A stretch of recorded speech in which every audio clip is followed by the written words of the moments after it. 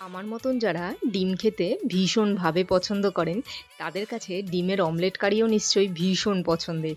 খুব সহজ রেসিপি কিন্তু। তবে হ্যাঁ, আজকের এই রেসিপিটা কিন্তু শেয়ার করছি তাদের জন্য যারা একদম নতুন রান্না করতে শিখছেন। তাদের জন্য এই সহজ রেসিপিটা থাকলো। প্রথমেই তো ডিমের অমলেট করে নিতে হবে। নুন, পেঁয়াজ আর ইচ্ছে হলে কাঁচা লঙ্কাও দেওয়া যেতে পারে। ব্যাস, অমলেট তৈরি হলেই টুকরো টুকরো করে কেটে নিতে হবে। এইবার অন্যদিকে আমরা তেলের মধ্যে দিয়ে দেব তেজপাতা, কিছুটা গোটা জিরে দিয়ে কেটে রাখা আলু দিয়ে ভাজতে হবে বেশ কিছুক্ষণ।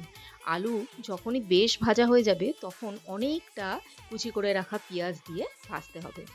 পেঁয়াজ ভাজা হলেই কুচি করে রাখা রসুন দিয়ে ওর মধ্যে কুচি করে রাখা টমেটো দিয়ে বেশ নাড়াচাড়া করে আদা, কাঁচা লঙ্কা, তার মধ্যে গুঁড়ো মশলাগুলো যেমন জিরে, ধনে, হলুদ, লঙ্কার গুঁড়ো দিয়ে খুব ভালো করে কিন্তু কষাতে হবে।